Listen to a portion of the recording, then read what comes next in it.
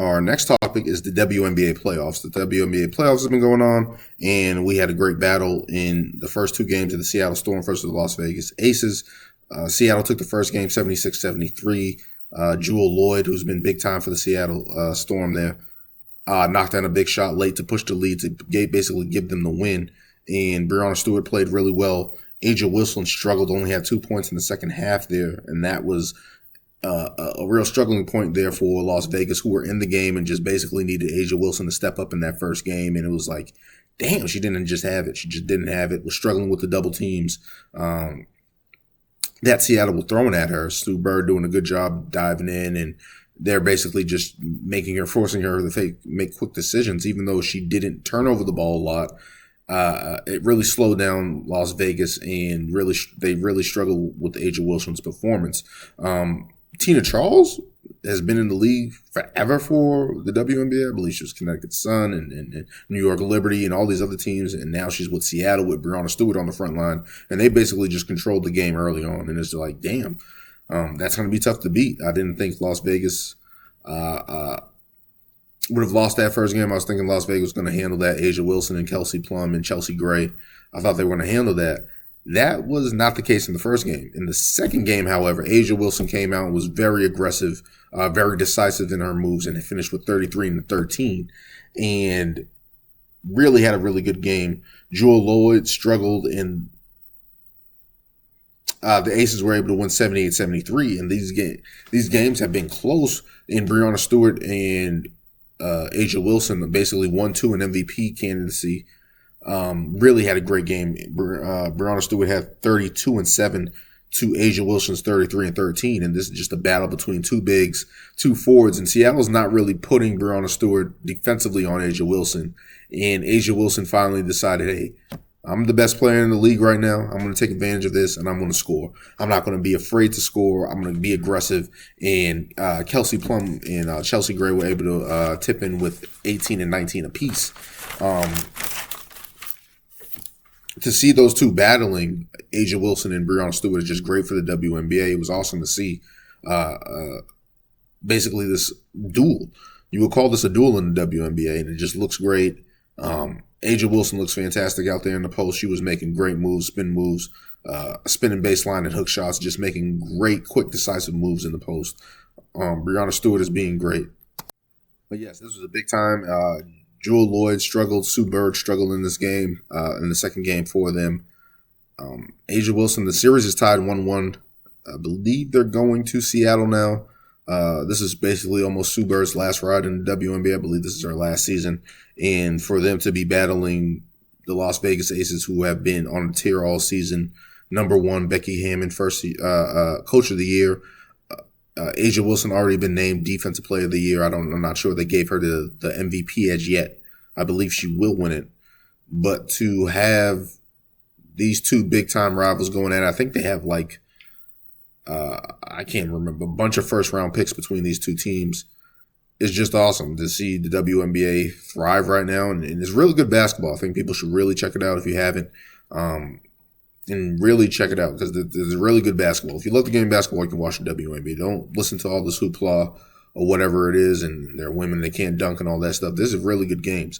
As we move on to the Connecticut Sun versus the Chicago Sky, the Chicago Sky dropped the first game after a big game from Candace Parker. The Connecticut Sun just had great scoring across the board, balanced scoring. Deanna Bonner had 15, Alyssa Thomas with 12, Jokel Jones with 12, and Breanna Jones off the bench with 12. Candace Parker had 19 points, 18 rebounds, 5 assists, and 6 blocks. I believe she's the first WNBA player with 15, 5 and 5 with that stat line, but to exceed that at age 36, still playing well, being CP3 in the WNBA and getting better with age. She won Defensive Player of the Year last year, won a championship with the Chicago Sky with Kalia Cooper as the MVP. To see her still put up masterful performances, great performances, and still play defense at a high level. She's 36 in the WNBA. People are usually not playing that long. Maybe they hang her on. Maybe there's some random person hanging on like that. But to see her continue to play this high level You just look at the Sparks' demise right now. They basically picked Derek Fisher over her in this new direction they were trying to go, and basically saying Candace Parker was a head case. And it's like, that's not the case. That doesn't look like the case right now. And I think the Sparks gambled, and they lost somebody who was very important to their franchise. And they are not the same team anymore. They are definitely not the same team anymore. And to see the success of the Chicago Sky over the past couple seasons, I believe Elena Delle Donne was there and scoring big time for them early on, but just never had that team to get over the top. And to basically lose the Sparks to lose Candace Parker and the Chicago Sky to gain Candace Parker, come back home and put in this work consistently and play at a high level, even despite the loss, is very impressive on Candace Parker's part. And kudos to her. She's one of the greats all time in the WNBA. And yeah, she's just playing great. Even in the second game, they bounced back with an 85-77 win. Candace Parker had 22 and 7, had more balanced scoring. All their starters were in the score. All their starters were in double figures. And it's just an ode to Candace Parker. And Candace Parker, kudos to her, man. And just to continue to see her go at it every day, basically have a tap on Chicago, basically willing them to win and not wanting them to lose. And much better play from Courtney Vandersloot and Kalia Cooper and all those players for Chicago. But Candace Parker is the catalyst for that. She is the catalyst for that, and it's awesome to see women's sports like this, because you're seeing women into older age. Candace Parker, 36, Serena Williams, 40. You're seeing these masterful performances, these great performances from players of all age and really putting in some work, especially in the WNBA there. I believe game 4 is today on Sunday. I'm filming this really early in the morning.